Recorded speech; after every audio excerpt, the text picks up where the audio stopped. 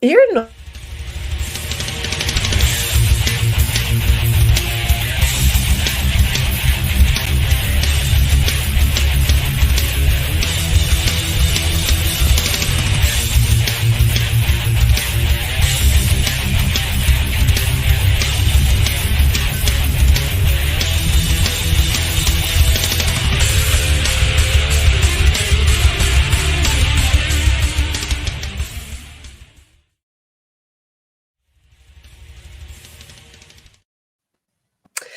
Good evening and welcome to Chasing Prophecy on FM 105.3 New Orleans, where we discuss anything and everything beyond the scope of normal. I'm Jenny Nicasio along with Sean Kelly and Jason I'm Pretro.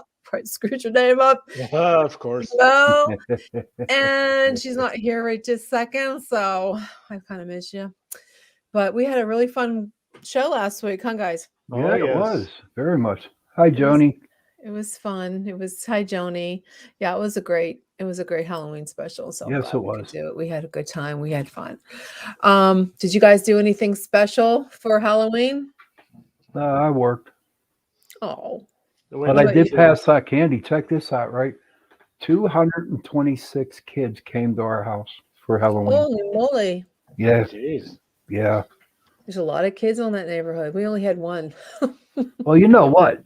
Dormont's big for trick-or-treating Halloween, and people come from like the city of Pittsburgh and other places. Yeah. No. And their parents park in the parking lot down by my house, and then they take their kids out. How far is Dormont from Pittsburgh, the city of Pittsburgh? About 3 or 4 miles, if that. Oh, wow. Jason, you get trick-or-treaters? We went trick-or-treating. Oh. Did you put candy out for the trick-or-treaters that come to your neighborhood or not? Oh, we don't get any kids where we're at. We're on a main road. They'll get run over. Oh, that's terrible. But a lot of strange things happened over the weekend. I'll have to say that. The spirits were really out. Did you guys get any spirits? I mean, besides alcohol? No. Nah, none of that. No spirits at all. In fact, believe it or not, it was kind of like quiet. It wasn't as spirity as it should have been. Did you watch any? Here's Trish. There she is. Hi, Trish. There she is. Did you guys watch any spooky shows or movies? No. Trisha, how was your Halloween? Your mic's off, hon. Your mic's off. There you go. Sorry. There was a police siren going through right when I came on. So, my Halloween, it was good. It was very, very, very busy over the weekend with me. So, did you get to go to the cemetery like you wanted to do? I did not. I went to a Samhain retreat with other pagans, and we had a feast and bonfires and things like that in the woods. That sounds like fun. That was fun. I took my kids trick-or-treating. So we celebrate Halloween or Samhain for 3 days because it's our new year. So that's really cool. It's kind of so it's very, this is the last day being All Saints Day, and All Souls Day and All Saints Day, the 1st and the 2nd. So do pagans celebrate the All Souls Day? I know I'm a Catholic, and I went to the cemetery today and paid tribute to my family. Yes, and it's the same concept. It's to recognize, I believe some pay tribute to specific deities and things like that. Some recognize all of the deities on those days, some just their ancestors.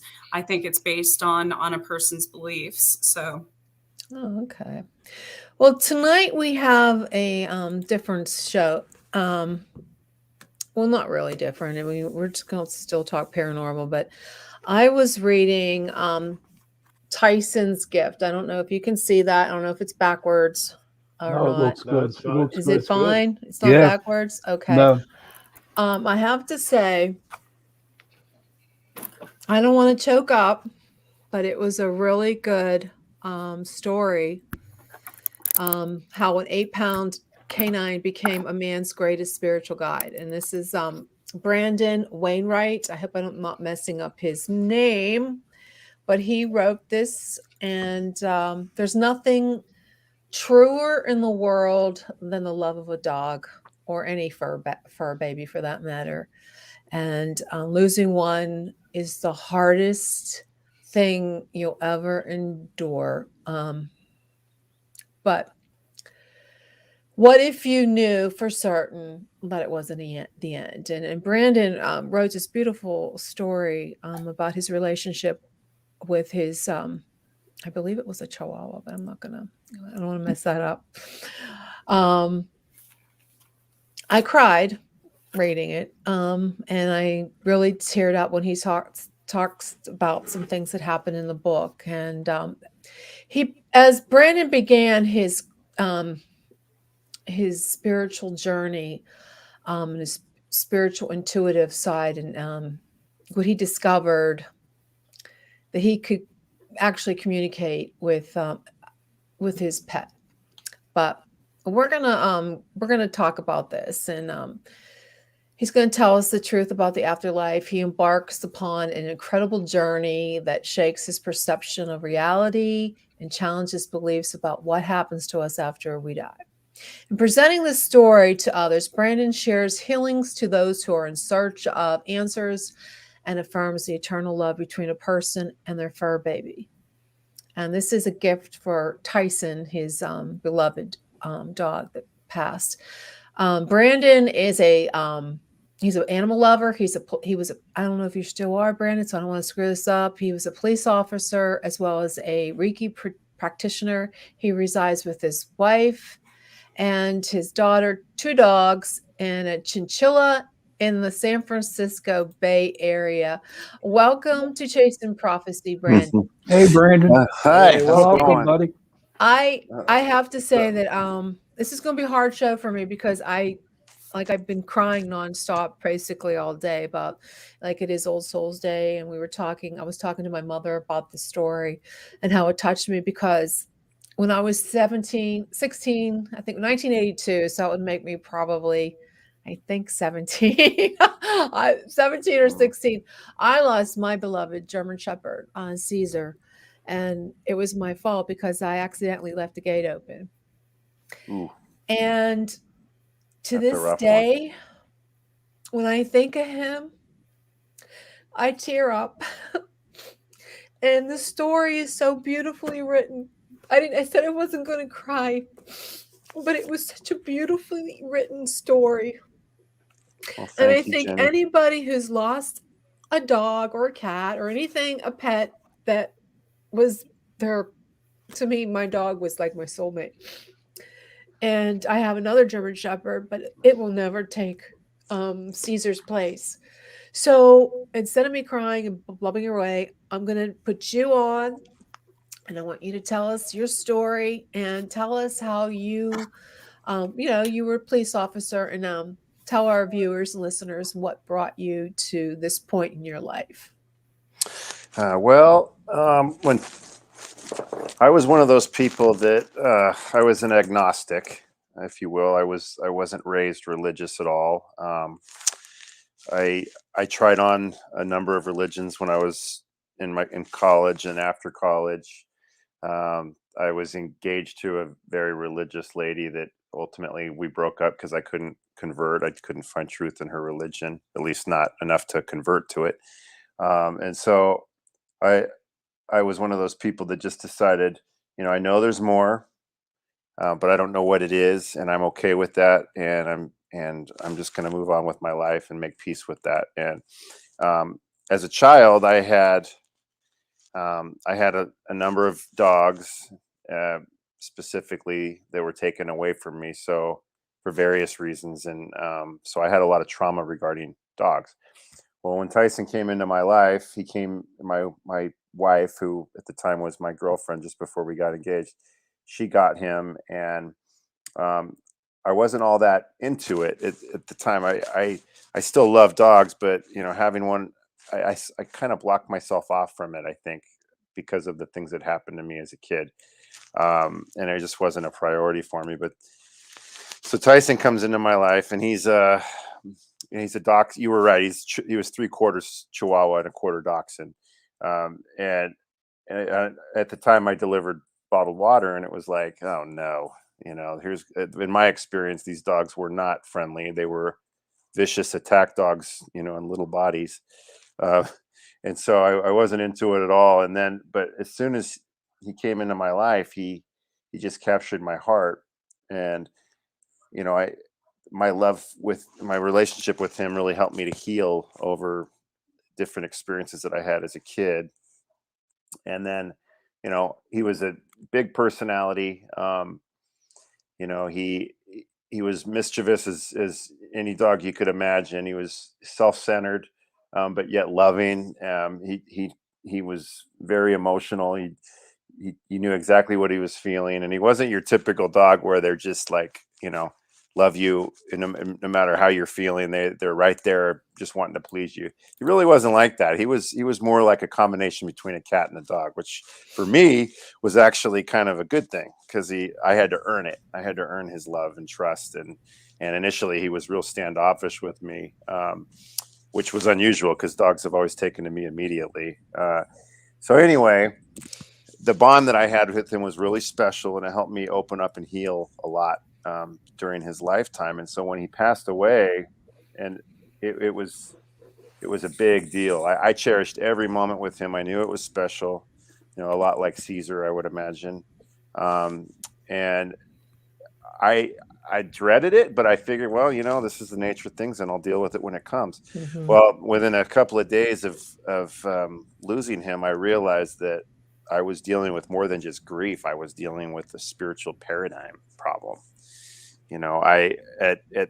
At the time I was about 45 or so, so obviously I lost a number of family and friends and animals. And I just accepted it. It just was what it was. But with Tyson, he was like a combination between a child, a brother, a mentor.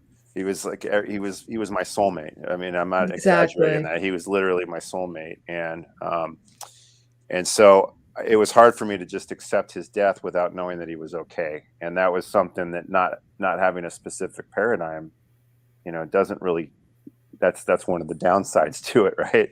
It's easier to just say, well, I know there's something, I don't know what it is. I'm never going to know what it is. But at that point, that was when that became a problem for me. So I found myself struggling with this, and I just wanted to feel some comfort. So I went on Amazon and I read a book called Animals and the Afterlife. And I actually punched in Animals in the Afterlife because I was looking for some kind of comfort. I didn't care if it was fiction, nonfiction, whatever.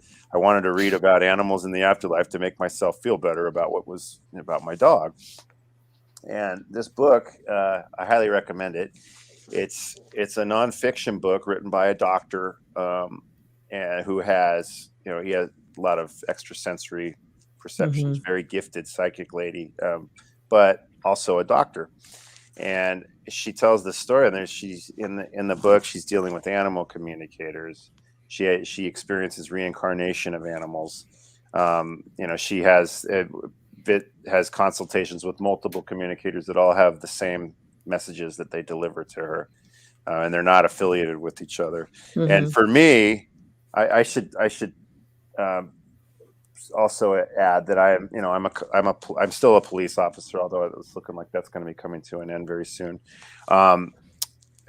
So I'm a skeptic. I'm not somebody that's just going to take this stuff willy-nilly, especially given all the searching I had done prior to that. But at the same time, I was so compelled by this story that I was like, man, if this is real, it's worth exploring. It really is. And if it's not, well, whatever, and so I ended up starting to do my own consultations with communicators. And I won't tell the whole story, but I'll just leave it at I had some very specific messages relayed to me that I knew could only be coming from Tyson. And it opened up a whole new spiritual realm for me. And I ended up doing more consultations and having more experiences. I had the next one I did was with a medium, Lisa Silverman, who's amazing, by the way, extremely talented. And my uncle came through, my grandma came through, my aunt came through, and Tyson came through. All four of it. It was 2 solid hour consultation of nothing but accurate information. And, you know, my uncle and grandma died when I was 16 years old. I'm 48 now. So, you know, this wasn't like, you know, the information on them was readily available. There was nothing on my internet about them, nothing on, you know, on Facebook or anything like that. So at that point, I realized, wait a minute, you know, this is for real. You know, I mean, I was very open to it. And I was, in fact, I would even say I was hoping that I would find that it was real. But I was also very skeptical. And I wasn't going to allow myself to just believe because I was in pain and needing comfort. I was trying to be as discerning as I possibly could. And so, but once that happened, it was like the floodgates were opened, and I was, you know, open to whatever metaphysical experiences came my way. That's when I got into Reiki, because I was looking for ways to open up, and I had a friend that recommended it to me. And I've just been on this path ever since. So this happened Tyson passed in April of 2018. And so I've been on this path ever since, and it's been life-changing, and it's just been an incredible experience. I mean, yeah, the answer is yes, we definitely live on. We definitely can communicate with those that have crossed over and are on the other side. And there are people out there that can facilitate this at will, you know, extremely talented communicators. And that said, we are all psychic. And that's what I've found, as I've been exploring this myself. And you know, I've not just as a healer, I've found myself to be talented as a healer, but I've also recently taken some classes where I've learned that I've got some psychic ability too. I knew they say that, but until you realize that it's true, it's to experience it. You know, I believed it, but I just didn't know if I was ever going to open up. But right now I'm slowly opening up, and it's pretty amazing. Oh yeah. When I was reading the book, I was just, you know, because I want to see, like, I want to feel my, like, Caesar, like you actually got to feel his presence after you did the reading, or did you feel his presence before that? The first 2 readings I did, I was like, nothing came through, to be honest, that was earth shattering, that was specific enough to convince me. And, you know, I that's what I was looking for. And it's not to say that the communicators weren't legit and talented in their own right. It's just that the information that they were getting wasn't convincing me. But the third one, as soon as the one that you had a 2-hour reading, and the one that was the third with the animal communicator, Sandy Casca. That was the first one that really blew my socks off. And what did she tell you that Tyson was communicating to you? Well, you know, it was just specific things about, like, for example, I said that I had to earn it with him. I mean, we're talking in the beginning of your relationship. Yeah, it took me 2 months to win him over, which is, I mean, I don't care who you are, that's a long time to have to, you know. Whereas my wife, the second they were in each other's lives, he was just a total snuggle bug with her, but not with me, boy. I had to earn it, and so that was the very first thing that was communicated, was that he had to be a tough egg to crack, because, you know, he had to help me open my heart, and I wasn't going to do that unless he made me earn it. I mean, you talk about specific and unusual, especially, you know, you figure I'm going to an animal communicator, so obviously I'm distraught over the loss of my dog, and you know, presumably you would expect this really special connection that probably happened from the start. I mean, if you're stereotyping, right? But no, it was very specific. And then it went into descriptions of my relationship with him, versus my wife's versus my daughter's, and it was all very specific, and you know, they were all different. And in the case of my wife and I, they were only subtly different. I mean, she nailed it on the head, the differences between our relationships. So it was like, there is no way. But then she also described a specific physical ailment that he had that was, you know, and that just, I knew it. I felt it the whole time. Yeah, about his leg. I mean, it was like the whole, everything that was said, it was just resonating so strong. And it was just obvious that it was for real. But even after that first initial really successful communication, I still was skeptical. I was a tough egg to crack. But the second one, the one with Lisa Silverman, who's a medium, she does animal communication too, but she's does mediumship of all kinds. That was the one that just. Can you share some with the listeners of what Tyson said, or that what he's what he communicated to you through the psychic? Well, like it was specifically, it was stuff about his physical ailments that were. I don't want to give away the whole. I know. You don't want people to read. Yeah, I want them to be curious, but it's it was too specific. It was very, very specific information about his leg, and then injuries that came as a result of his initial injury. It was all stuff that was like, so you're a true believer now. Yes. Through all this that your pets live on. No, well, we all live on. Not just I'm just curious.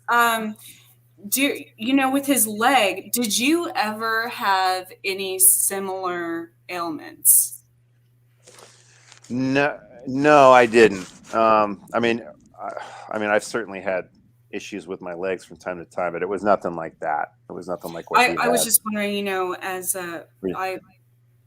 I've noticed with a lot of people, I communicate with animals too on occasion, and a lot of their owners have certain ailments that the animal will develop. And there's beliefs in different cultures that those animals come into your life to kind of heal you from that, but they take on that energy themselves. So much like human healers, in a lot of ways.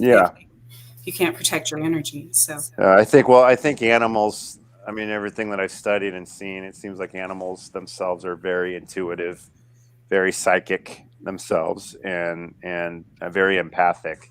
Oh, yeah. I think animals are the best to communicate with, almost, because if you think about it, animals are there. People talk to their animals, at least I do anyways. I talk to mine more than nobody else. My animals, they sit there and they see everything that goes on in your life, in your house, wherever you take them, more so than other humans. So they tend to know more about us than anybody else. So well, and they know you on a soul level. I think and I think they're more consciously aware of you on a soul level than humans are. I think they're able to perceive a lot that we have been taught to kind of push aside, and so but they're such pure souls. It's nothing better than an animal.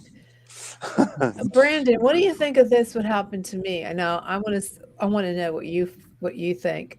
Now Caesar was he was ferocious. We had to lock him in we shut the door, the one bathroom when we had company. So his room where he would always go would be into the bathroom, and that was the yellow bathroom. And we had parties or guests came, he would go in the yellow bathroom.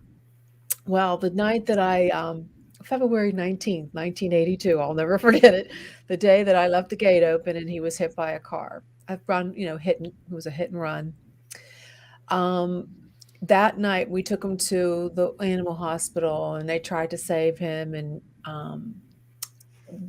when he had died, we had that night, the next morning, he died at 2:00 in the morning.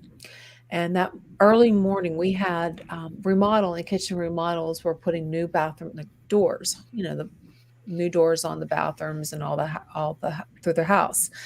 And I was in the bathroom, and I'm crying, and I'm hysterical in the bathroom. and they had just put the new door on. Now, what do you think about this? That was Caesar's room where he felt this. I guess that would be like a crate. You know, the dogs feel safe. And I looked up at the door. The brand new wooden doors was. You can still see the grains of the wooden. It wasn't painted yet, and we never did get it painted after this. But in the grain of the wood, his face completely. His face, his ears, his eyes, his mouth, everything was engraved in the wood. I freaked out. I started screaming, my mom, come here, Caesar's on the bathroom door. And it was so distinct looking like him because he had his eyes were like Oriental. I know that sounds weird because he's a German Shepherd, but they reminded me of Oriental, like the slant to them. And it was exactly like that on the door. And we would, every time company would come and they knew Caesar would go in that bathroom, that was like everybody was coming to the house to see Caesar's on. He's on the bathroom door. Everybody was like a tourist attraction because if you knew Caesar and you saw him, you knew what he looked like, and then to see his face ingrained in the wood. What do you think about that? I would say that it's legit. You know, I would say that he, there is no such thing as time, right? I mean, not really. It's a construct for this plane of reality, and so I would say that was by divine,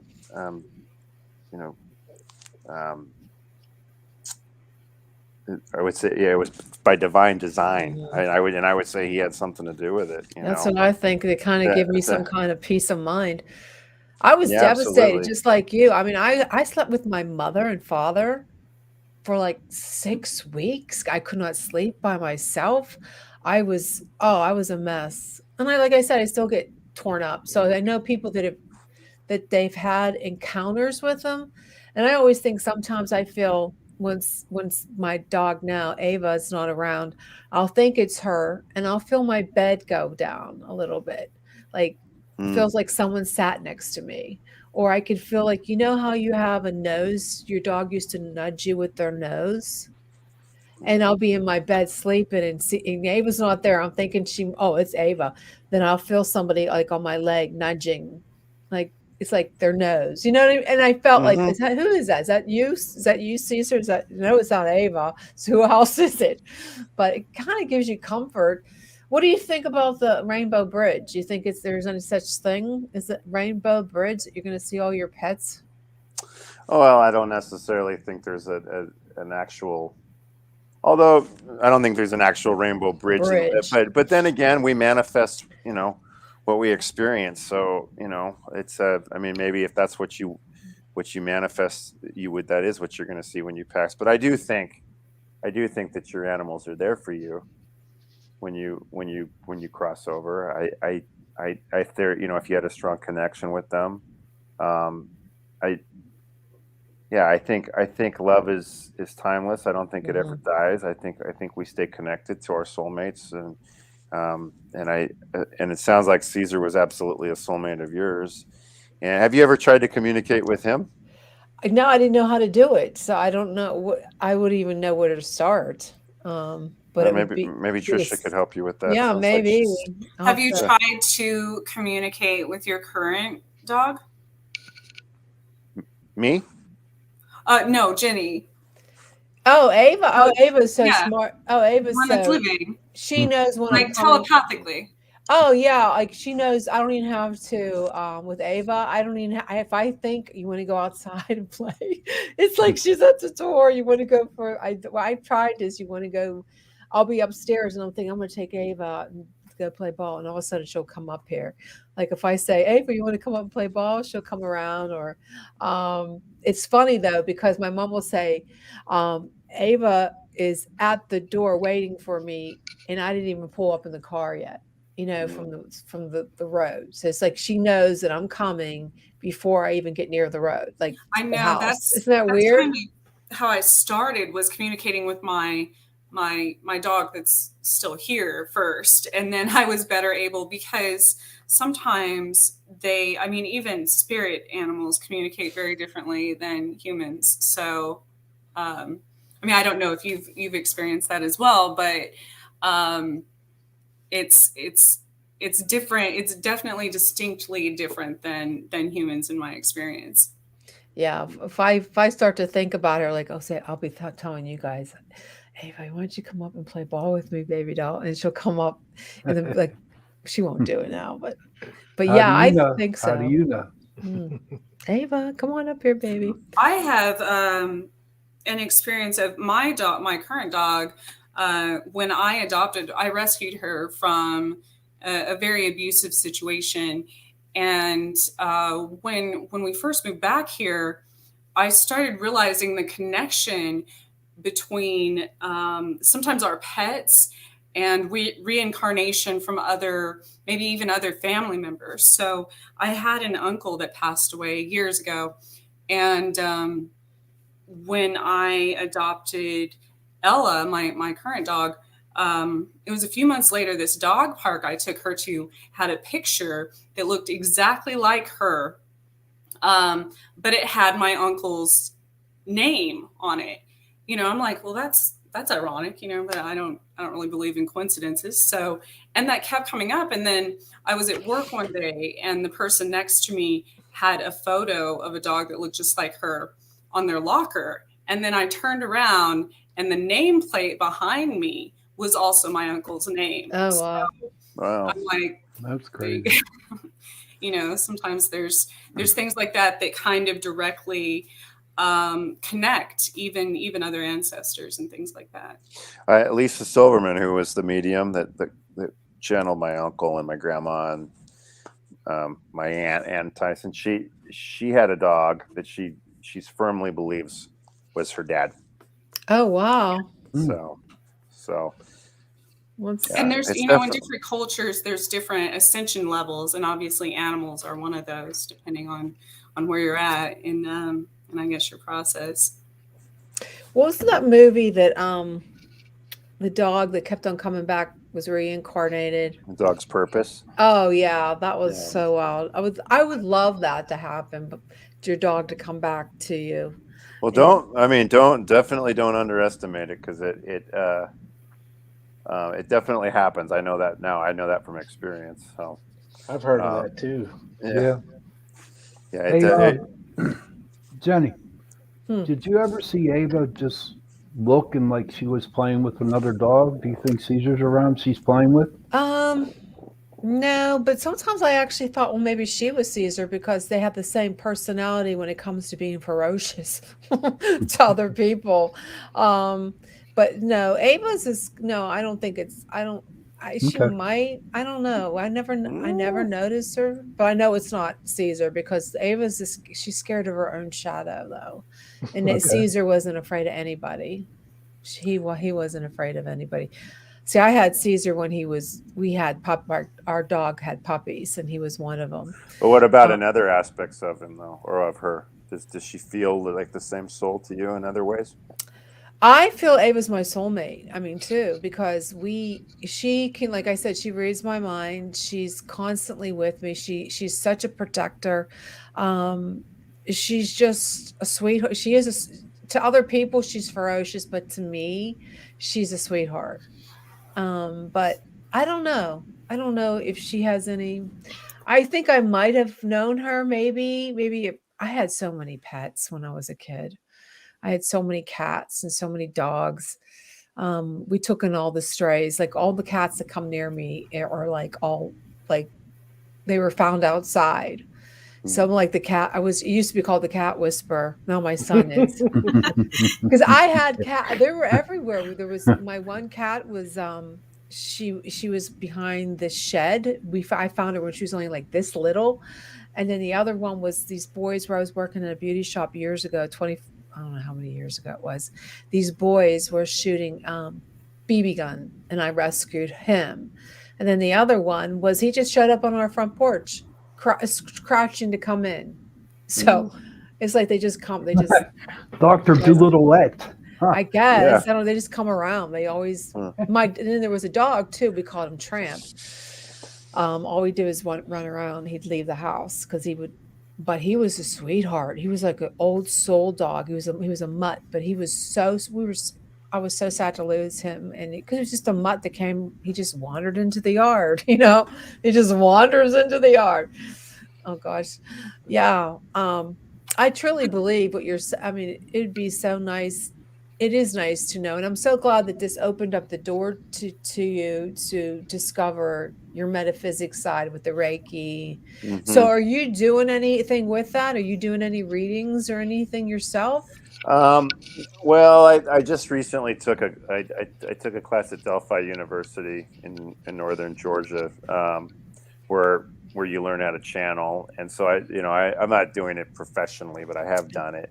I have it, Reiki. I've done hundreds of hours of Reiki, but I've never actually charged anybody for it. And at some point, I'll probably, I would like to start, trying to do this on a more, Yeah, on a more of at least a it's part-time nice that basis. it opened up the doors Brandon. to this. Brandon, Yes. can I give you a suggestion, please? Sure. What I did when I would give people psychic readings, I would never charge them, but I would ask them, to do something nice for somebody. Okay. What you need to do is to keep the energy flowing, Yeah. because if you do something for somebody, it's going to stop, and the energy just stops. So if you just ask them, hey, like make a person smile today, Yeah. and then you got the energy flowing. Yeah. Jason, you're energy awful exchange quiet, of some too. kind. Oh, just listening. Did you Judy, ever have Judy, I forgot that's the name of what's his name? Caesar Milan, the animal whisperer. Oh yeah. That's your dog. Maybe that's what, since all these animals just come to you, maybe that's what you're You're supposed the to do. That's a animal call. whisperer. You got a picture of Ava, Jenny, that you want to show everybody? Ava? Yeah. Yeah, let's I'm see. sure I do. I do. Pull it up. I have to find one on Facebook. One of my favorite cemeteries to visit here in Topeka is it's called Rochester, and they have a very, very large pet cemetery, which I think is great. That's something unique about that one. Yeah. That I just think of the movie Pet Cemetery. That's why I avoid them, buddy. Yeah, Seriously.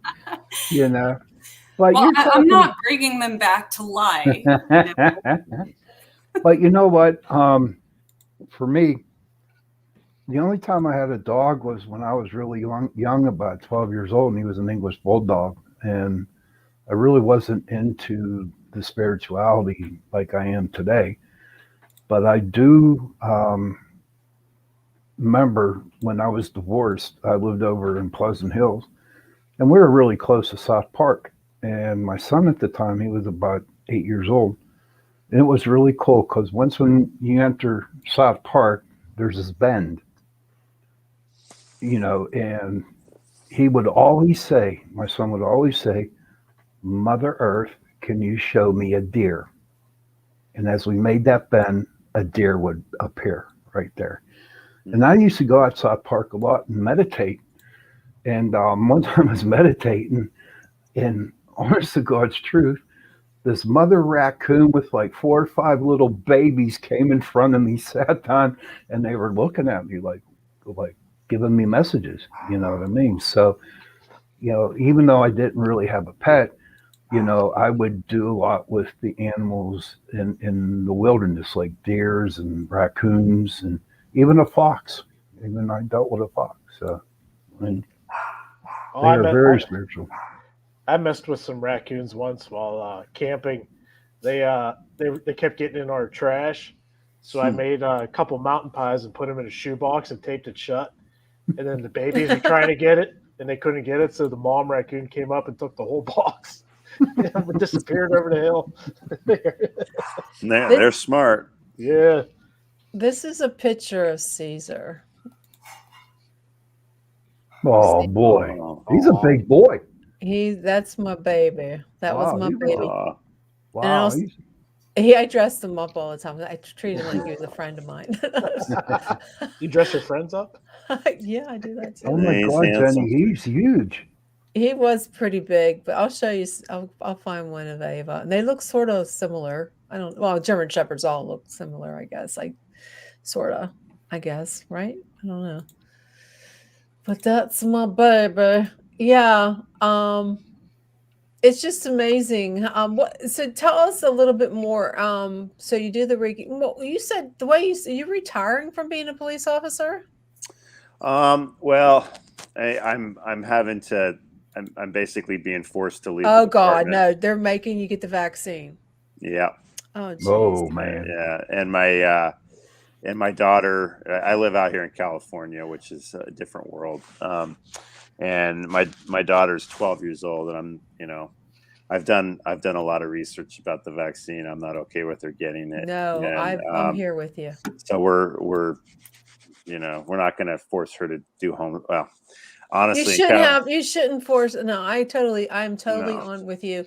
You shouldn't have to be forced to do something that you don't want to do to your body, which is ridiculous in America. So I will stand by you 100% on that. Thank you. I appreciate 100%. It's interesting because other parts of the country, when I was in Georgia, that's where I took my class, and then we spent some time looking around Florida and South Carolina, looking for a place to maybe move to, because we're gonna have to.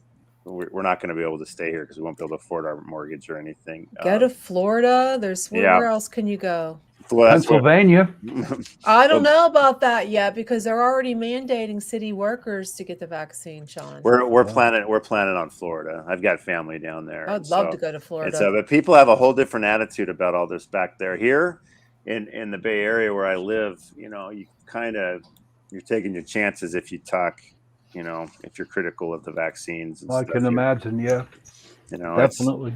It's a very, very different situation. It's a very situation that we're living in right now. Mm-hmm. And I don't think you should have to decide. You shouldn't have to choose between your livelihood and getting a vaccine. Well, and then, I actually, just full disclosure, I got the vaccine initially because being out dealing with the public, it seemed to me like that was the smartest thing for me to do when they first came out, and my wife did too. But then having seen what's happened since, and the track record and everything else that I've seen come out, I'm not okay with getting any more. And they want you to get another one and another one and another one. Yeah, and where I work, fully vaccinated means whatever vaccine plus boosters the FDA is recommending at that particular time. That's crazy. Like, I'm going to pull the trigger and get out now before I lose my livelihood and can't afford my mortgage and lose my house and everything. Yeah, else. So you're going to get out before they force you to, so you can get your pension and everything. Yeah, I mean, it's a sad thing though, because I'm probably giving up. I've only got a few more years to go, and I'm probably giving up about 40% of my pension by doing so. But it's at least I'll have my freedom, and you'll have your freedom. Yeah, and it's you're so this new venture that could be the start of something for you. Yeah, that's I mean, the other thing about being a law enforcement officer out in California is frustrating to say the least. We definitely have been at the tip of the spear as far as the politics and that sort of thing. And it's been, I got into this late, and the majority of my career has been spent in an environment where things are hostile towards the cop. So I'm tired of that, but I was actually still very motivated until the last couple of years. But yeah, I'm kind of looking forward to doing something that to help spread this definitely the spiritual information and help other people to grow and to help other people find peace. And that's the whole thing with the book. The main reason I wrote it, I mean, aside from wanting to tell our story and to memorialize Tyson's life, I wanted to help other people to understand that. Oh, there he is. That's Ava. That's Ava. Oh, yeah, they're definitely similar. No, she's the one. Girl, there's another one. Brandon, have you considered? I don't know why this just came to me, but maybe there's a reason. Have you considered? There's programs to help retired canines be placed maybe with veterans or other retired, you know, maybe you could do something like that, with be kind of a liaison between the two. Yeah, I would love that type of thing, or, you know, helping with shelters, you know, all that stuff. I would like to do something to do with the animals, and then also training. Well, I'm not much of a trainer, to be honest. Well, I'm talking about the ones like the military canines or the police canines, things like that, that are off duty or even maybe injured that can't return to work. And they try to place them with the right. I know there's a veterans program that does that. I know there's some for even retired police officers and such, and it's part of their healing process. And I don't know. I just saw that with you. Maybe that's nearby, or maybe that's something that you could look into. You know, that would. I will. That's a good idea, because that would be a really great thing to do. It's looking like we're going to be in Florida, so, you know, wherever we end up settling, got a good governor there. Yeah, and I've got family there too, which is part of the draw. But I wanted people, when I wrote the book, I wanted people to understand that we do, and that's what I'm hoping, is to give people the idea and the belief, or at least open them up to the idea and belief, do their own exploring, that we do live on, you know, not just animals, but humans also. Yeah. And I was hoping the book would bring people peace. Definitely. I think it's a great read. Like, I thought it was well written. And it's a good, there's Tyson on the back. Can you see him, guys? That's my boy. Yeah.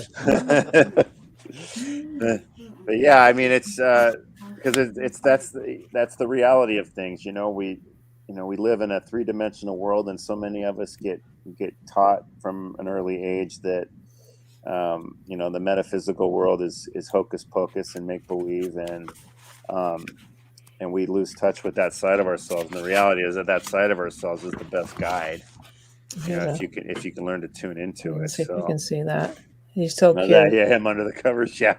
So cute. He was quite the sleeper. He loved to sleep and cuddle. I know Chihuahuas they have a little mean streak in them. Yeah, little ankle biters. Yeah. They're not really. I wouldn't say they're mean. My smallest dog's like that. An ankle biter. Yeah. I got 4 dogs, and my smallest one, she's like a cat and just angry all the time. You know? She's unless like she wants something. Angry all the time. She doesn't love up on you unless she wants something. But you know, something that's cool. The youngest dog we have, he's the biggest, and before our son was born, he would cuddle up with my wife, like on her belly where the baby was. You know, like he knew like something was. Yeah, you know, it was really cool. You know. Yeah, they do know. And that was Tyson with our daughter Madison. We weren't sure how he was going to respond when we brought her home, and we were actually kind of worried because every experience we had with him at kids, he was like, they walked away from him crying, because he would dress them down, but when we brought Tyson home, he immediately knew that she was part of our pack, and he was loving on her. And you know, what I found with Chihuahuas is that they're definitely standoffish, but it's more out of a sense of insecurity, and you know, it's a safety thing for them. As long as they feel safe, they're actual real lovers. But they, you know, they shake a lot. They shake a lot. Yeah, there's only you know, there's few people in most Chihuahuas circles that will make them feel safe. That's the problem. You know, so you know, our new we have a Chihuahua Chihuahua mini pincher mix, who, let's just say, she keeps Tyson's spirit alive every day. I'll leave it at that. Cool. But yeah, she's one of those where she'll run away. You come into our house and she'll come up behind you and nip the back of your calf. You know, but it's done. My mom's used to do that all the time. Yeah, I used to have holes, and it was when my kids were babies. It's like she was a Chihuahua and she never had puppies herself. And so I think it was like, she just took to the babies right away, you know, like they were hers. And every time I would pick my kids up from my mom's house and try to leave, I have holes in the back of my jeans at the ankle from where she would try to bite me. Yeah, I'll tell you what, they're so rich in soul. They're such lovers when you're actually in their inner circle. They're more like, you know, they're not like a lab or a golden retriever, one of those that just love everybody. Our other dog's a golden doodle, and she is just the sweetest dog you'll ever. I mean, just nothing. I heard but those love. are really sweet. She's just unbelievably sweet. But you know, but they love on everybody. With the Chihuahua, you got to earn it. But that richness of love is you know, it's worth the earning for sure. It's worth the work you put into them. I find. You know, it's crazy is like how dogs have like such different personalities. Like we have 4 poodles, and you know, they're all black, and you know, we even got them from the same breeder. You know, and it's one, she's just angry like a cat. The other one just wants to be pet all day. The other one just wants you to play with them, and then the other one's like, "Leave me alone. I'm just going to go hang out here." You know. So they're souls. They've got a soul in them, just like us, and you know, they're definitely. Yeah. Wait, which one's that? That's Ava. That's Ava too. She's a pretty girl. She is a pretty girl. Yeah. They do look alike. I mean, and that's the thing. Like we have, you know, Pepper is our new Chihuahua. She's exactly like Tyson. Very. Do you think it might be Tyson? Well, Maybe reincarnated. Yeah. That's possible. I don't want to give away the punchline, but yeah, it is. It is. So when I was little, and I would see, you know, there were cartoons that have when what was it? Was it like The Simpsons or something? And their cat, they have like whatever its name is, the first or second or third or fourth, and they have like 6 or 7 named the same thing but with a number after it. And I used to think that that's what happened to before I ever knew about reincarnate. I mean, I was really little when I thought this. I was like, maybe they have to, that's why like cats have 9 lives and they just name them whatever life it is, and because they come back. Because that's how it was in cartoons. So yeah, they definitely, you know, they come back, and if they have a mission, you know, there's a good reason for them to come back. And you know, I believe that Pepper's here to, you know, to help me to continue on with this journey, and to, you know, there'll be a second book, and you know, involving Pepper. I don't know how it works, or if this happens to other people as far as being empathic or mediums or whatever, but I have a problem. It's really difficult, especially while I'm driving and stuff. If I see an animal, if I see roadkill, basically, I picture that energy replays, you know, in my mind, just like it would a person that was murdered or something terrible happened to them in an accident or whatever. When I pass that spot, I relive like what the animal was feeling, what happened, and how it happened, and all that. So it's no different than with people, you know. And but it is really hard. So yeah, that must be really hard. I feel I have a problem with roadkill too. I feel real sad when I see them. But I don't experience that though. No, I will anytime there's, but it's the same, you know, if it was a human spirit, I would, if there was an accident in certain places that was really bad, and I see that happen all over again, you know, as I pass it. So, Brandon, like, where can someone get your book? Well, the easiest place to get it is through my website, which is www.tysonsgift.com, TYSONSGIFT.com. If you go in there, you can read about a little bit more about me. I've got a little gallery of pictures. I'm going to add more to it too, to kind of go along with the audiobook, which is in the process of being made right now. And there's a button right at the front page where it'll take you to an Amazon page where you can buy it. You can also get it on barnesandnoble.com, and there's a bunch of other little stores that are carrying it as well. But the easiest way to get it definitely is through TysonsGift.com or Barnes and Noble, I would say. Is there any final thoughts for our listeners? Well, I just want everybody to know that if somebody like me who's a skeptic and can learn that and know deep in my heart that we do live on, anybody can do it. And my sincere hope is that the book will bring people peace with regards to their animals, but also hopefully be compelling enough to people to where they want to open up and go on their own journey and find their own peace and to find their own truth in this, because there's a big difference between reading about it, no matter how compelling the stories are, no matter how convincing they are. There's a big difference between that and actually experiencing it for yourself. It's something that's available to all of us if we're willing to open up and seek it out.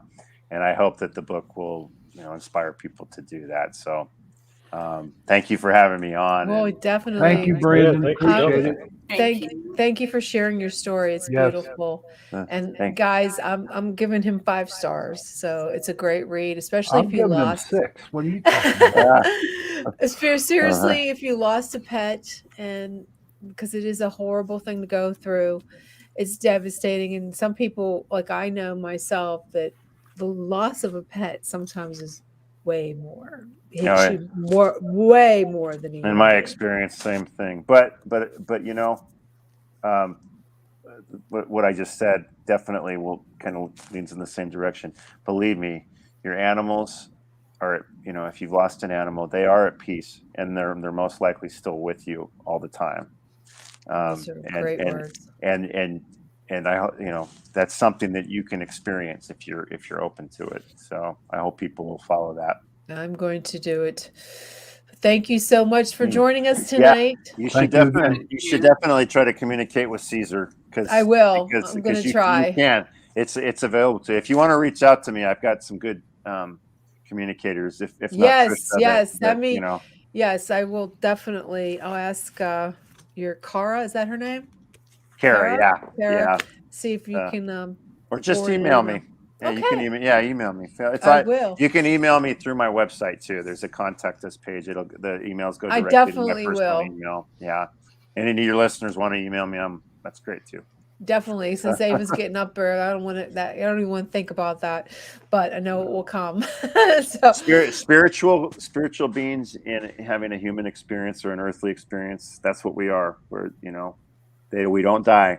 We don't die. So I love those final words. Those are great, Brandon. So, well, thanks again for joining us. Okay, thank you. Bye-bye. Bye-bye. See you later. That was great, guys, huh? Yeah. Yeah, it was. I enjoyed that very much. He's I mean, it really touched me, and like I said, it's very tearjerker. Very tearjerker. Yeah, it's like my oldest dog, he's having problems starting to walk around and everything, and it's scary. It's sad that you have to think about it. I know my brother, Ava's sister, she has a disease. I just found out that it's like ALS for dogs. You ever hear of it? I can't remember the name of it. But he goes, you should have her tested. I said, no, I'm not having her tested. And then I saw her leg, a little drag this evening. I go, oh no. So I don't want to even go there, because they gave Coda 6 months to 2 years. And I think if something happens to Abe, I'll have to go into a special rehab somewhere because I just thinking about it chokes me. I can't. So, I'm surprised there aren't, I know they're out there, but I'm surprised that there aren't more animal healers, that do like animal Reiki. And that's what they told her. He can go to the rehab, but he doesn't know where for the dog. Right. And that's what I mean. I think even most psychics and mediums and stuff that I know, maybe they just haven't, delved into the animal world. Well, I did Reiki on Ava once because she was, what was wrong with her? Oh, her ear. She got a hematoma in her ear, but it didn't help her ear. He left her ear like crooked, like, it used to be up in the air and now it's like this because the hematome was so big it damaged. There's all this scar tissue, and she got it from shaking her head because she had I guess she had an earache or something. She shook her head too much. Yeah. I healed my dogs were really sick from eating a specific dog food. Oh God. Before the shutdown, actually, and it came to me one night of what ingredients to make my own dog food, and that completely healed them. So, what kind of dog food was it? It was Blue Buffalo. Oh, really? I thought that was good. And well, you would think, and then I did this research even after the fact. You know, my dog started having a lot of stomach problems. Her hair was falling out. She was actually vomiting blood and stuff. And so, you know, she's not that old. That was when she was 3. So she's a Swiss Mountain Dog. And I started doing some research, and they had actually continued to distribute the food and kept it on the market after being sued for numerous dogs having intestinal bleeding and problems. So that's insanity. After, you know, I made my own dog food, I put different herbs and vitamins and things like that in it. And yeah, her hair grew back. She stopped, wow. You know, she gained all her muscle back and everything. And so. Oh, so what we're going to do now, guys, we're going to do some reviewing that we were going to do for Halloween. I think it wasn't it? Okay. Yeah. So we're going to start off. We're going to start off some videos that Jason sent me. So I don't remember what I sent you. Oh, well, too late. You're getting up there in age, buddy. Yep. You're getting there where we're at. Let me grab them. I still got like 20 some years. Oh, you think? Just wait. And then you'll be in your, guys will be like 80 some years old. Aren't you funny? Yes. Explain that, Jason, please. Well, that's me and Augie over there in that room, that other side of the basement, and we were just hanging out and going to do like a K2 session, and we were just having general conversation, and I forget what we were talking about exactly. It was something to do with some of the spirits in the house, and then we didn't notice this flashlight until we came out of that basement. What flashlight are you talking about? The one that lights up there on the table. If you're watching the video. Oh, right over there. Yeah, so we had no idea that was even there, because we come out and I was like, Augie, did you turn that flashlight on? He's like, what flashlight? I was like, I don't know. Where does flashlight come from? It was actually a flashlight from another paranormal group that was there previously. That's crazy. Did it have batteries in it? Nope. Yeah, there's batteries in it, and it just clicked on by itself. Yeah. Like, I have no idea. Like, you can hear it turn on. You can actually hear the click. Yeah. You know, so that was quite interesting. That was on our second time there at the Belair house, where that whatever the heck was ran up on me and all that fun stuff. Oh yeah, the duck. Yeah, whatever it was. Yeah. It was an alien. No, you guys are crazy. You won't come out with us and investigate, so come on out. Experience it. Duck. It was a duck that came out. So it's funny you mentioned that because I believe it's in maybe German beliefs. Ducks are really, for whatever reason, throughout there's folklore and legend about it. They're a very bad omen. It's something about ducks are a bad omen? Yes, in their beliefs. It's the same. I was going to say that earlier about raccoons. You know, they what's the shapeshifter that turns into the raccoons were thought to be? Is it the what's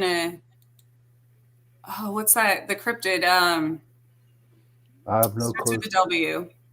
Wendigo. Anyway, I'm sorry. Wendigo. Maybe. Winnebago. Well, that was my first. That's my first. And if you're here, put one of these candles out. But don't burn yourself.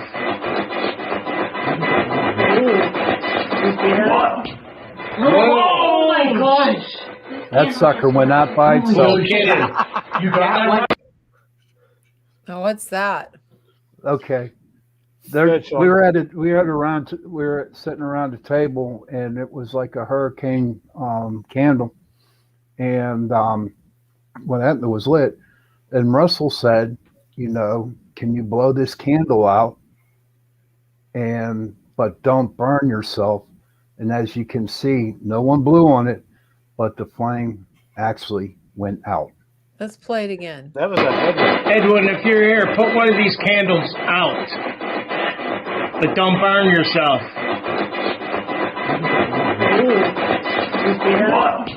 Oh my gosh! This candle just went out. No kidding. You got one? Go ahead, one more time, Jen. One more time. One more time. Edwin, if you're here, put one of these candles out. But don't burn yourself.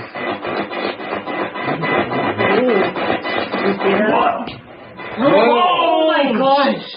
This candle just went out. Daniel was so kidding. excited. You got one? Daniel was got- so excited. Yeah. And it went out by itself. Yeah, that was cool. That was Let me really see. cool. And you have a couple. It looks like recordings. I'm gonna see if I can. Try to debunk it. Good luck. I'm gonna see if I can. Right. Actually, I might not be able to. I might not be able to download it. Can you hear that? No. No. You can't hear it. I can't play it Oh, because it's not a downloadable. It's just I don't think I. Oh, that's that EVP you sent her, Jason. yeah. So I think I said a few. Yeah, but I don't think I can download them so you guys can hear it. I don't think so. Let me see. It might be able to. Oh, Let that'd me be see. cool. That'd be cool if it does work because I sent the no voice I'm gonna EVP. put share audio. Let me see if I can do this. To find my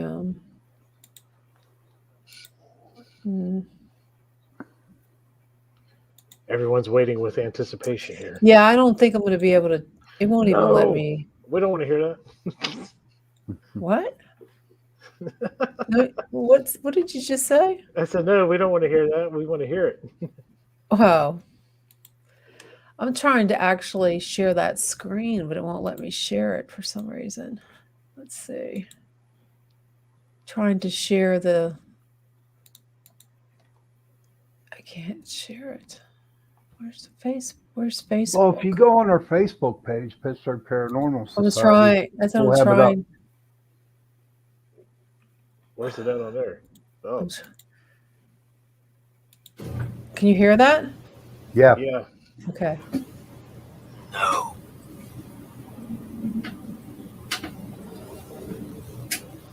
Explain that, Jason. Explain it. Here, The let's setup. play it again real quick. Play it again real quick. It says no. Yeah, but listen to it walking. Now, where'd you get that at? I'll explain in a minute.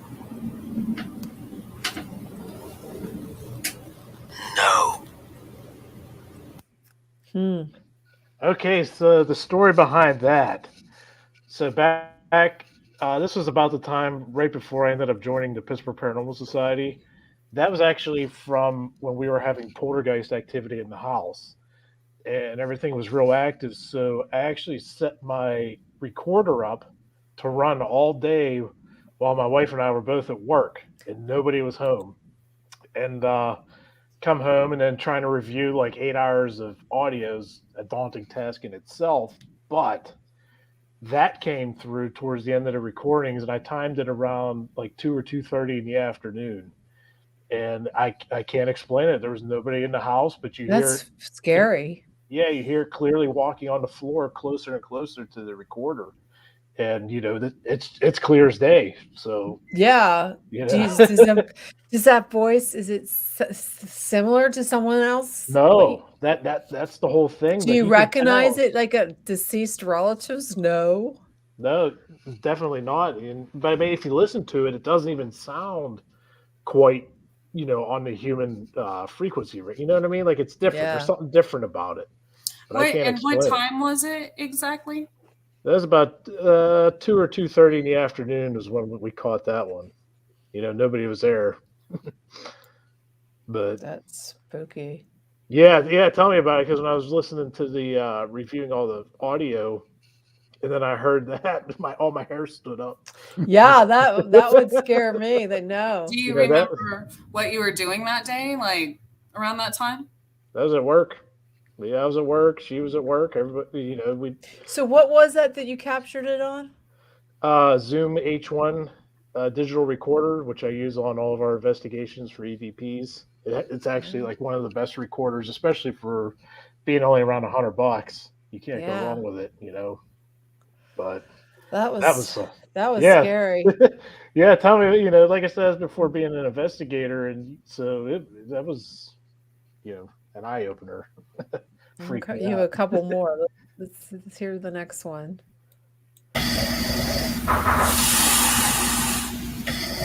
Is that So something breathing? No, so you hear me sleeping, right? So that's me sleeping, and then something knocks on the back door. It kept doing it at different times throughout the night. That 3 knocks. Let me hear that. Let's see. Oh, I heard it. Now here's the funny part. There's a screen door that's in front of the wood door, but that's not the screen door noise. That's the wood door. So, yeah. It's not a screen. That's a wood door. That's a wood knock. Let's listen. Right, but we have screen doors, but that was definitely the wood door. Yeah, if you have to really listen towards the end. I heard it. Yeah, bang, bang, bang. Yeah. That was with the Blair house? No, that was my house. That was at your house. I got all kinds of activity. Like there's 2 videos. Oh my God. So what do? You Most set the haunted camera up house before you in go to bed? Pennsylvania. Yeah, probably.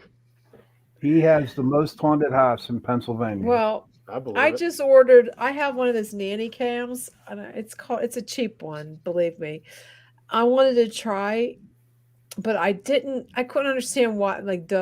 Why it would not record. You have to have a SIM card in it. So it's called a WYZE. Did you ever hear that? You got Wise. It's a cheap ass one, but the thing is about this one, it picks up all this weird noises.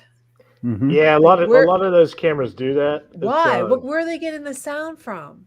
It's just a lot of interference kind of stuff, and being over the internet, because you're looking at it through your cell phone, through the camera, so it's running through the internet. It's just a bunch of noise, because it's a cheap camera. Well, I got the recording, so if I do this at night and let it record, if it picks up, if there's something there, you think it's going to pick it up? Yeah, sure. Yeah, probably. God, I can't wait. I might regret it. Like that camera, that one you're pointing at right now, that's from a cheap camera. We got set up throughout the house. And let's see what's on here. I'm not sure which one that one is. Isn't that when the curtain moved? Yes. Oh. Is this on? Is it working? Can you see? Yeah. I hope I sent you the short version. It looks like I did. Yeah, it's a minute. What are we looking for? You'll see.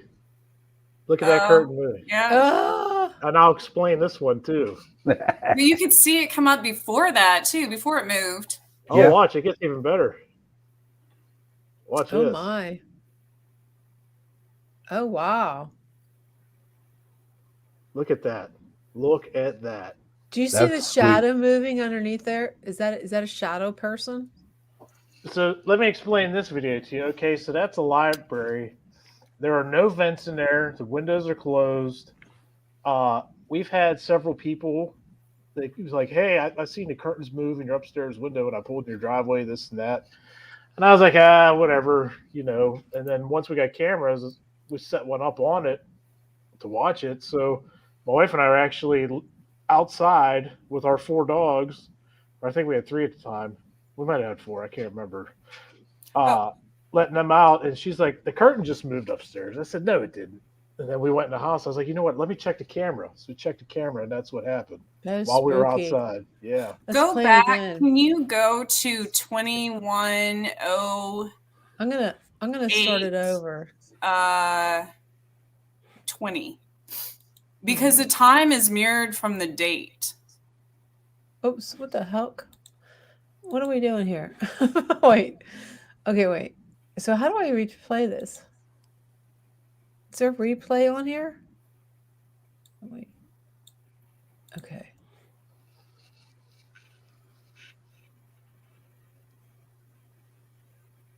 Or is it playing? Yeah. Yeah.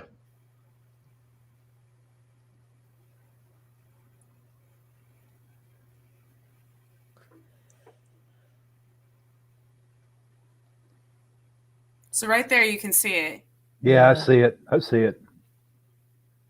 before it moves the curtain. Did you see that little shadow person Yeah. thing? Yeah. Yep. What the hell is it? I don't know. It got to be paranormal. Ghost. Yeah. I believe we have a, child spirit in the house, and I actually think we have a spirit of somebody's past animal in there too, like a dog, like a little dog. Yeah. And the original owner of the house, we believe she was there too. I just got something is stuck in your house. One of them. Oh, it's all good stuff now. We got rid of the nasty. No, but Sean, I mean, you remember that? they're not that they're bad. They're stuck there. They feel stuck there. That's all I heard.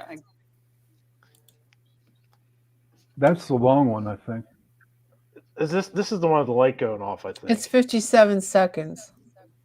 Yeah, if you look at the light on the left, they have turn dials, and it just went out by itself. And when we went up there to check it, the dial was turned off. So there's no other way to explain that other than, Paranormal. something was up there doing that. Yeah, definitely, for sure. Which light on the right? On the left, you see how it's lit up? It's over the same window that the curtain moved. I think this was like the next day or something. Or it might have been later that day. I can't remember. So if you go to 12/8, the date.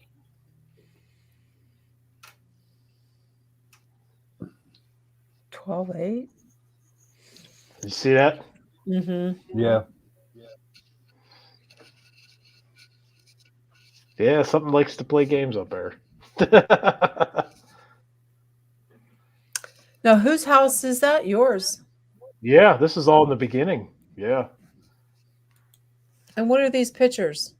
So these pictures, you see how this stuff's all like that? Mm-hmm. So we had an object, or we had a photo with the person that was causing havoc, poltergeist havoc in the house. And it was in the room that this stuff is in, which is also the room that we had a rabbit in who started thumping his foot erratically, going crazy. And all this stuff was not like this when we would leave. It was all set up nice, just storage. We come home and it looked like somebody ransacked the room. This isn't even scratching like a the real surface. rabbit? Yeah. I mean, a live one? I guess. Yeah. Yeah, it was real. It was huge. I thought you meant maybe a spirit rabbit sorry. No, we had a real rabbit, and when stuff started acting up, we didn't know why he kept thumping his foot like nonstop. And, we literally come home from work and this room was just flipped upside down unbelievably. And, we documented everything. And, this was back in. Is it baby diapers? Are those diapers? Yeah, that's for one of the dogs. Yeah, so, but like I said, this isn't even scratching the surface. I just wanted to share a couple of the photos we have and documented. What else you got? Where'd it go? Shit, I lost it. There. Where'd it go? Why is it doing that? What the heck? Where did it go? I had it all set up. Oh boy! It's a ghost. If you click on the name and then the shared videos and pictures, they should pop up. I guess. I don't know. Jenny, you look so confused. I don't know what happened to the messenger. They just don't want us to see it. I guess. I've got to go all the way back. It was all set up.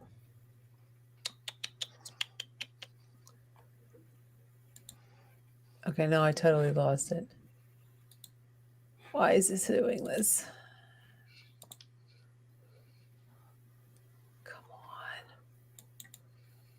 I'll have to go all the way up to the beginning because that was last week.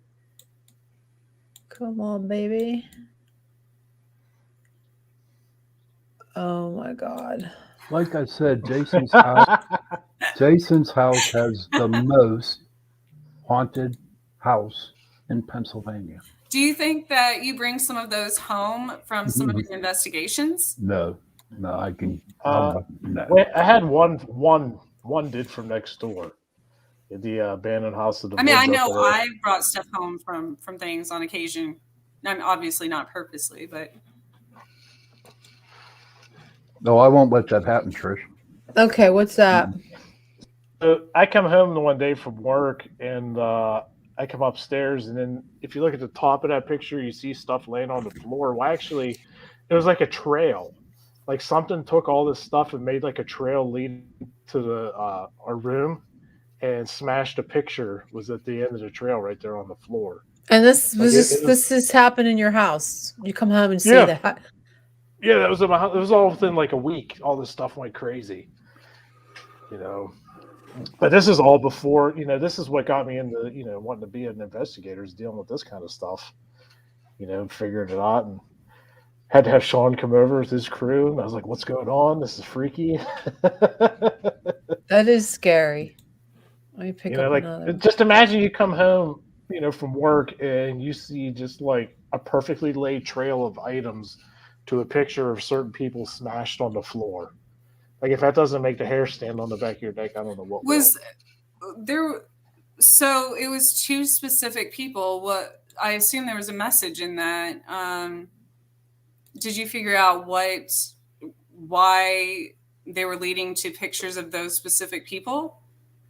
Yeah, because it pinpointed and helped us figure out who it was that was causing the havoc, and then we found a photograph that this person was in, so we got rid of it. We had to. That's a whole nother story. That's oh my God, that's crazy. That's a crazy story. Yeah, it is. Is that the same way we saw that one? Yeah. Yep. I feel like there's something with that. Is that a stuffed animal on the chair? I was thinking the same thing. Yeah. I keep going back to that. I'm like, what is wrong with that stuff? There's something with that stuffed animal. It's just hanging out. There's the guy. Yeah, that's the one that we caught out. Well, Valerie caught it out in Grove Cemetery in New Brighton. Can you bring it in some? It was 99 degrees. It was really, really hot. Val sat down, snapped a picture with her phone, and that's what she caught. Yeah, I can't bring this. Were you able to go near the headstone that he was standing by? Yes, and he looked down. It was his wife and two girls, I think. As far as I can get it. Okay. But there's a man, like I said, it was 99 degrees and really humid out, and he's wearing heavy coat. That's Jason's there. The shadow man, yeah. I'm backstage. What is that? Yeah, I can hear you. Hear me? Yeah. That's my first shadow man I caught at Grove Cemetery. Actually, the same cemetery that that previous picture was at. So we were there, and I was using a nice Nikon camera, and I was reviewing my photos, and caught this guy. Like you could see it. It's kind of hard to see on the screen through the show here, but in the actual picture, it's a shadow man. There's no other explanation for it. So it's shadow. Yeah, it is. Now, according to some enthusiasts who are into the aliens, they claim that's an alien. Really? Yeah, I've talked to many of them. But it's a shadow person in a cemetery. It's a ghost. Hold control. Yeah. What does he say? Hold control and what? And scroll. Wow. Hold what? He says I can make it go. There's no way I can make that bigger. Do you have a PC or a Mac? It's a PC, but what is he talking about? Hold. I mean, hold control down and scroll. I think that's what he's talking about. There. Wait. I can't do it. It's making me dizzy. Now look what I did. Oh my How am I God. going to fix that? I don't see anything. It looks the I same over know. here. What the heck did I do? Oh my goodness. Great. Then scroll with the middle mouse. Stupid fool. Why did you tell me to do that?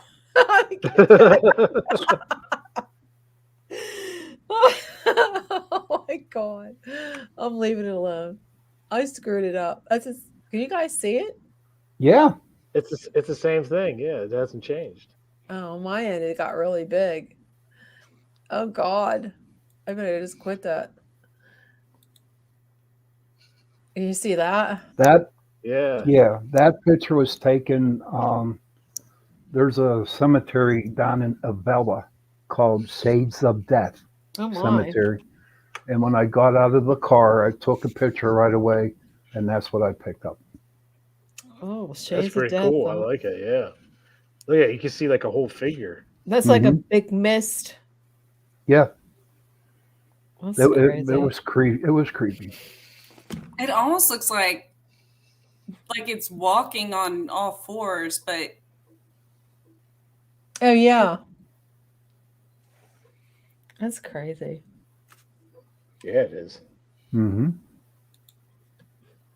Yeah, we got a And bunch this more. one here, this is when we actually started back in 2006. We were up at Snyder Cemetery up near Moraine State Park.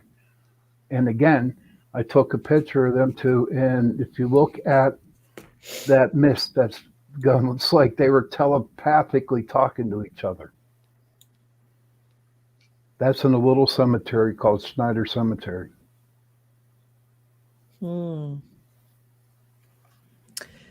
That's spooky. This was my favorite from North Park. This is taken on Blue Miss Road. You love that place. I love that place. That's my go-to place, buddy. I've noticed. You know it. But if you look at the two sides on each side, that's mist. And in the middle, it's not a bug. And we tried to really, really debunk it as a bug, but it isn't. What's that white thing in the middle? That's what I'm talking about. We don't know what it was. It's Mothman. If it was a bug, you can actually see its wings flapping. so right before I saw this, I kept getting sprites, and I'm like, sprites. I was thinking of the drink. No, Sprite, as in the elemental fairy Sprite. Right. Oh. And Okay. sprites, so there's one thing about sprites. They can be very, they can make like flowers bloom and all kinds of things, but they can also be dangerous if threatened. So sometimes they do, there's stories about them doing things to people too. Yeah, that's my favorite picture because it looks like a cross, really. And that picture, ladies and gentlemen who are watching and listening, that is a scratch mark from a spirit. That's down in Prospect, spooky. because she deliberately went into the barn down in Prospect and was calling out the ghost. So Do you think? I thought ghosts don't do that. It's more demonic. Oh Isn't no, there it three was a lines? ghost. It's not demonic. It was a ghost. It was a ghost. And she egged it on and she called it out. And he's not a friendly spirit. And that's what he did to her back.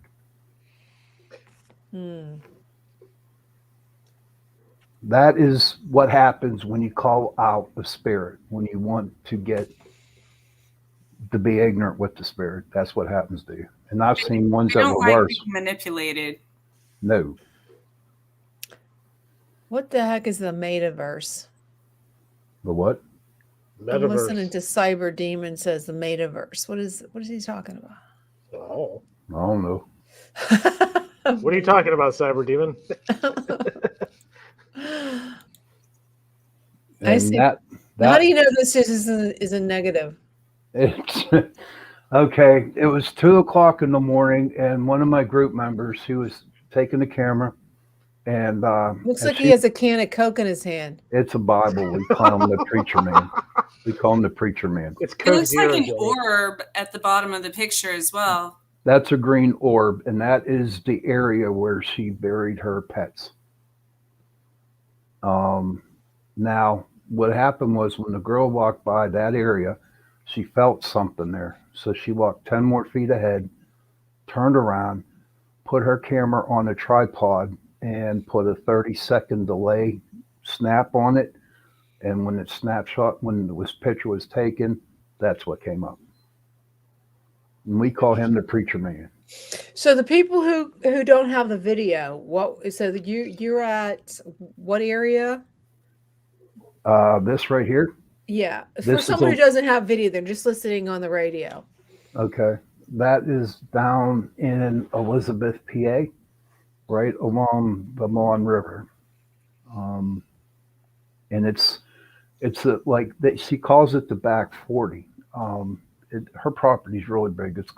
The place is called Molnar's Marina, and that's where we caught that. And picture. we're looking at it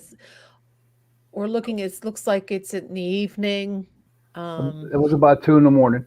2 a.m, and there's this, like, there was nothing there when you were there. No, It was when you took the picture, you can see this now. It's a figure. It looks like of a man that's a heavier set man, mm-hmm.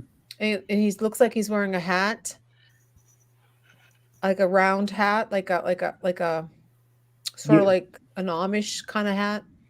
Could be, but if you look at his hand too, it looks like he's holding a book. That's how he became the preacher man. Okay, so it looks like a preacher. He's wearing a long coat. Okay, I can see it. It's pretty awesome. And he's standing sideways, like. Yeah, it's like a profile picture. Profile picture. Okay, that's pretty neat. And then we have these swings. So what's the significance of these swings? And there's an orb above the one. So this was at Lake Shawnee when we were down there, and this swings right there, I think are from I forget what year they're from. It's really old, but there was a little girl that actually got killed on those swings, and I believe it's the one that the orb is above that she actually was killed on. From my understanding, from what we were told when we went on the tour before, we were unleashed to do our investigation, and we didn't really have any activity that whole night, except like this orb was probably one of the bigger things that happened. It's just coincidental how it's right above the swing that little girl, was killed on way back in I forget, was it 20s or 30s, 40s? I can't remember. So you think this little girl's still hanging around? Oh yeah. She is. Why would she be hanging around there? It's dark. It's scary. She could be attached to that, maybe because it was her last moment. We don't know. And where is this at? That was Lake Shawnee in Virginia. West Virginia. West Virginia. My bad. So I came across this a long time ago about. Is that the same one that had the amusement park? Yes. Yeah. Okay. Because it's funny, there's also a Lake Shawnee. There's 2 of them near where I live. And when I was researching those, because there's a lot of places that are haunted there as well, that's when I came across this one. And I don't remember what it was, but some of the spirits from there were contacting me. So there's something significant about, I don't remember what it was though. And that's another good picture of mine. Of course, it's Blue Miss Road. But look how bright those orbs, that orb is right above my head. That's huge. It's like the moon. People have a problem with orbs. At the beginning I did, but for me, you can tell the difference between a dust orb, pollen, all like and this one is as bright as the moon, just following me. It's a pretty cool picture. Mm-hmm. It's really interesting. Oh, this is great. This is a good one. This is real good. This is recent too. Too bad you can't hear it. I can turn the volume up. Wait. Yeah, turn it up. $5.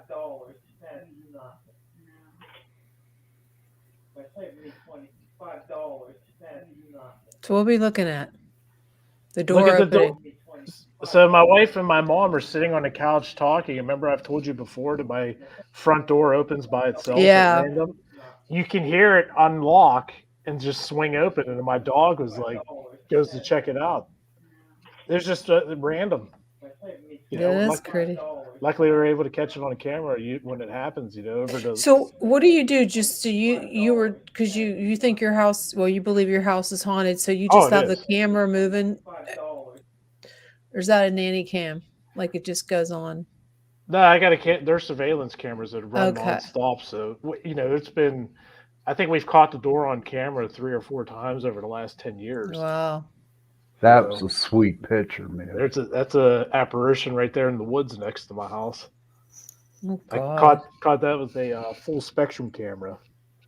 Yeah, I can You see can that. see the whole. It looks like to me it looks like someone's wearing a long cape and they have a hood.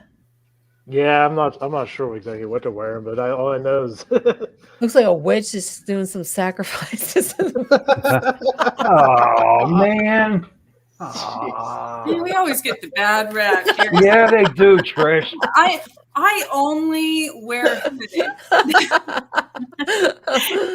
you know what's crazy is like, you know, with everything that comes, you know, from the woods, we've put a salt line up on the border of the wood line and then made the Indian spirits offerings before to protect our property from whatever's over there, so that they'll actually come up to the wood line and stop.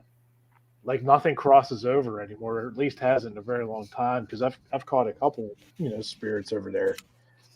So I think that's pretty cool. Yeah, that was pretty recent too. That's a neat picture. Yeah, like when we go on vacation or something, we'll have to have, you know, somebody stop by, check the house out, make sure the door's not open. This one really scary. Yeah, that was in the woods too. I had surveillance cameras running all tree night. fairy. Nah. Could be a skinwalker that's not in. It could be a type of skinwalker. What do you think, Trish? That looks like an elemental of some, like one of the tree. Yeah. It looks like it's part of the tree. What do you have? Did I send you the picture right before it? There's nothing there, and that just popped in for like a quick second.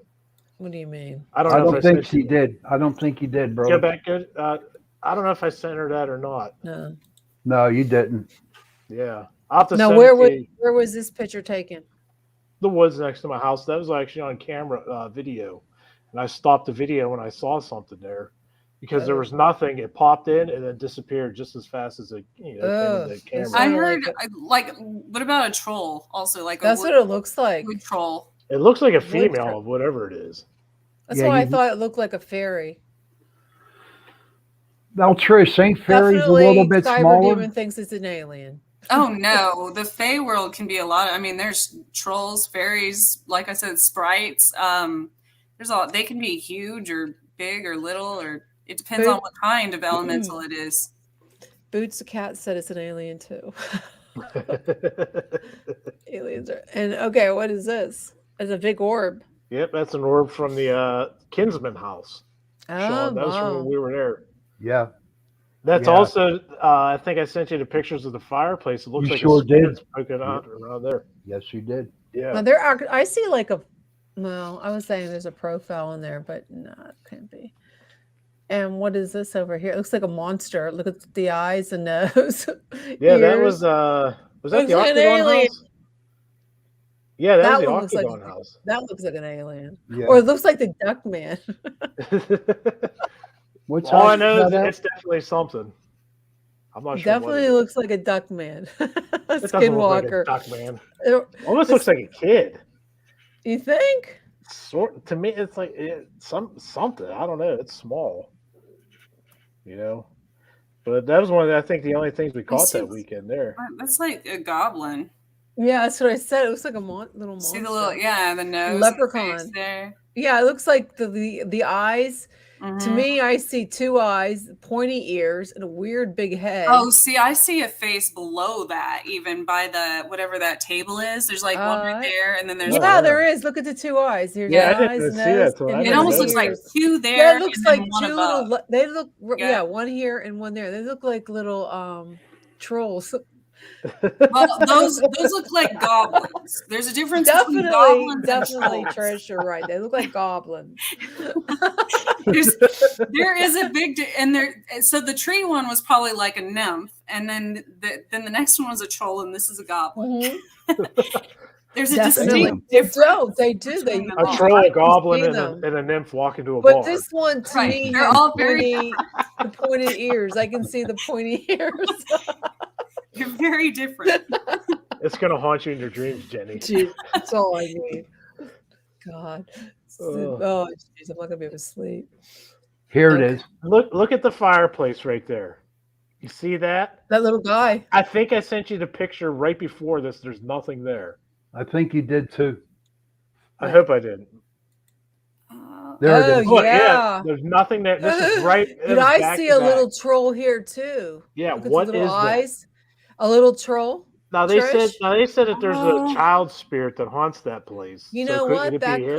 That could be a child because look how little he is and his little arms. Mm-hmm. And it looks like they're having. To me, it looks like a little girl and it has little ribbons in its hair. Could be. I mean, but go to the next picture. So that one I got that she's bound to the house. I don't know. That's all I heard on that one. I don't know what that means, but. Oh, can you pick it up? Can you pick up on it? That was the Kinsman house as well. Wrong way. Wrong way. Wrong way. Right there. No, look, nothing there, and then, bam! Hello. Yeah, that's what it's saying. Hello, I'm here. Yeah, that was all caught on surveillance. So right when I said that, I don't know if like on my screen where it shows my screen backstage, it flashed purple a few times. I don't know if you all saw that. That was crazy. Well, so maybe that was confirmation that she's bound to the house. Maybe. No. Okay. No. Let's describe for someone who doesn't have video. What are we looking at? We're looking at a So what we're looking at, this was at the Kinsman house. We went on an overnight investigation, and we caught some orbs and everything. And on the surveillance of this particular room at this fireplace we're looking at behind the couch, in one picture there's nothing there, and then the very next frame that looks like it could be a child or something just fully pops into focus, and we're not sure exactly what it is. But the backstory was, I believe that there was a child spirit that haunts the place, and so we're wondering if that could possibly be that. Yeah, and come to think of it, when you think about this stuff, it makes me thirsty. I'm drinking some Coke Zero right now. Yeah, it makes me thirsty for Carnation Breakfast Essentials Light Start. So I just want to let you know that they are. This episode is brought to you by Carnation, and these are great. I don't understand. I don't have a green screen on, so why is it doing this? It's like a ghost box. It's Why? a ghost box. Seriously. Ghost. It's a new holographic I don't box. have a green screen on. It's the light start. That is so weird. It's got fewer calories. Yes, Yes. it does. And this episode is brought to you by Carnation. I just want to let you know that. Oh, well. Anyways, let's go back to thank you so much, Carnation, for sponsoring Carnation. this Thank you, Carnation. episode. And where were we? Okay. Share my screen. Oh, here we go again, guys. Oh, jeez. Oh, here we go. We were right in the good stuff. Mm-hmm. Why is it doing? Okay, here we go. Is it? Can you see that? Yep. Yep, there we go. Okay. So yeah, definitely. I think it's a little girl. It's something. Last week's Halloween episode. Well, we did it. We did the whole. We did the last. It took us to go through all these wonderful pictures. I want to go back to the Which one? This is pretty cool. The EB. I want to go back to the sound. But I have to do it this way, guys, because I'm afraid I will lose you. Yeah, try it. So that's really cool. I have to go back to the EVPs if I can get there. These are really cool pictures. This was a good one too. So we have to go back. Oh, here we go. Sharing my screen. Oh, great. We're going to get you on it. Okay, here we go. Why do we have to share the screen? What is comments? Why does it do this? Why is it doing it? See, my internet stopped. It's the ghost. Oh no, it's stalled. Jeez. Stop. Let me try to do it on my. Let me try to find that one on my own. My internet's been lousy. I don't know what's going on with this. It's so slow. You still there? You might have to reset your router box. Maybe. Yeah, there's a button on it. Use the pen and push the button until it resets.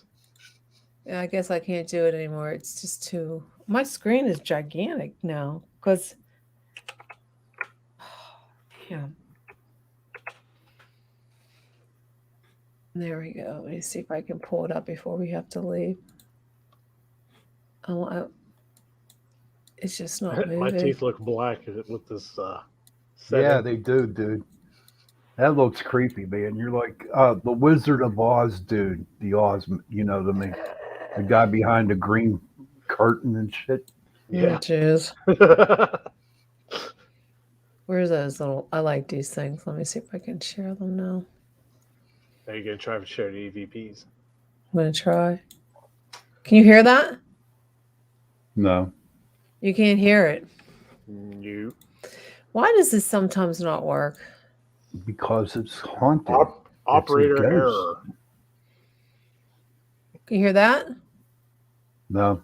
No. No. My daughter and I on Saturday, we were on this bridge kind of stairway, in the woods, and this wasn't until I came home I found on my phone where, I was carrying my phone, but it wasn't on. And there was a short video clip that I didn't remember taking. Obviously, I must have hit the button. But there's always a reason for that, because when I played it, you could hear 3 voices. And bridges and stairways and crossroads and things like that are often where people find a lot of spirits. So, obviously they're trying to get our attention. You should take your camera, camera or video. Was it video? Get it out, Sean. Come on. It was a video. Yeah. Well, go out again. Go out again with your camera and try to get something on it. But see, I have to be conscientious. They're around me all the time. So for me to go out and be like, okay, I'm going to get one. It's like taking people's pictures, I'm like okay. That'd be cool. That's funny. But can I say who's going to be my guest on my show tonight? You may. Jason I. and Petro is going to be my guest tonight. Oh, snap, Yeah. I am? Yes, you are. Oh. And I got your questions ready, buddy. Oh, gosh, boy. dude. I didn't do it. For the record, whoever's listening, I didn't do it. It wasn't me. So my show Into the Night, I come on right after TYSON Prophecy. It's 11 o'clock till midnight on the same channel here. And I'm having fun doing it. And Jason is going to be our guest star tonight. So. Oh, boy. This should be Sounds interesting. good. Then we'll get Jenny. I got Trish, I got Jason, then I got Jenny. Oh no, John, I'm ready for bed right now. Maybe we can do it ahead of time. And then we'll have a week where all 4 of us are on there. Yeah, that'd be cool. That'd be good. Do that. Chasing Prophecy went into the night, never to return. Well, and even with our show, it's funny. It's usually around a week later, a few days, a week later, I get messages about the previous week's show that I didn't even realize at the time, and I'm like, oh wow, that makes sense, So it's a good show. I'm trying to not physical messages, like spiritual messages. Oh, okay. Oh, that's wow. Yeah, you were talking about the red cat. Remember the red Oh, cat? yes. Oh. That came into my life unexpectedly. Yeah. You never know. I'm going to try to communicate with Ava and Caesar. And I have a cat up this week. I forgot about that. Oh, my yeah. mother-in-law here. You know, That's cool. Yeah, it was a good show. I don't know if we have a guest for next week. Oh, geez. Here we go. We'll find out Monday night. You'll find out. right?